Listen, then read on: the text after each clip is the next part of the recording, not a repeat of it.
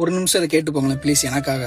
என்னன்னா இப்போ வெளியிலேருந்து வடக்கங்கள்லாம் வராங்க, அவங்கெல்லாம் வந்து நல்லா இங்கே வேலை பார்க்குறாங்க. ஆனால் அவங்களுக்குன்னு ஓட்டி உரிமை கொடுக்கணும் அது இதுன்னு சொல்லி பேச்சு நடந்துட்டு இருக்கு.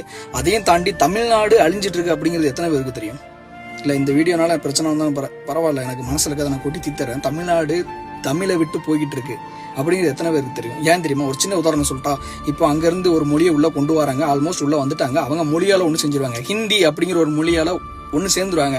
ஆனால் நம்ம பேருனா யாரு? நம்ம தமிழ்நாட்டு மக்கள் என்ன பண்ணுவாங்க? ஜாதியாலையும் மதத்தாலையும் பிரிஞ்சு போய் கிடப்பாங்க. அவன் தேவரு நாடாரு கோணாரு அப்படின்னு சொல்லிட்டு எல்லாம் பிரிஞ்சிருவான், ஒன்னா வரமாட்டான். ஆனா அவன் மொழியால ஒண்ணு கூடிடுவான். எப்படி? மொழியால ஒண்ணு கூடி ஒன்னா நிற்பான், நம்மளை அடிப்பாங்க. நம்ம தமிழ அப்படிங்கிற ஒரு பற்ற மறந்து, தமிழ அப்படிங்கிற ஒரு உணர்வை மறந்து, நான் இந்த ஜாதிக்காரன் நான் அந்த ஜாதிக்காரன் நான் இப்படிதான் வெட்டிட்டு சாவான், நமக்குள்ளே வெட்டிட்டு சாவாங்க. அவன் நாட்டை எடுத்துட்டு போயிடுவான்.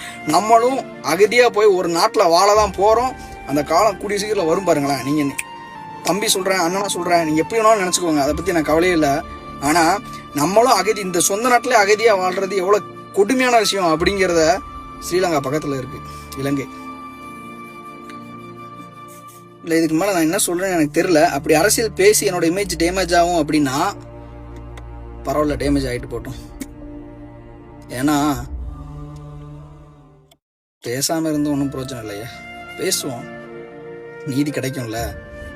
ஏன் நீங்கள் அரசியல் பேசுகிறீங்க, உங்களோட இமேஜை நீங்களே கெடுத்துட்டு இருக்கீங்க இந்த சோசியல் மீடியாவில் அப்படின்னு நிறைய பேர் என்கிட்ட சொன்னாங்க. அவங்கள நான் டேக் பண்ண விரும்பலை. ஆனால் நான் சொல்லிடுறேன், என்னென்னா நமக்கான அரசியலை நம்ம தான் பேசி ஆகணும் அப்படிங்கிற ஒரு முடிவு தள்ளப்பட்ட ஒருத்தன் பேசித்தான் ஆவான். அது நானாக கூட இருந்துட்டு போகிறேன்.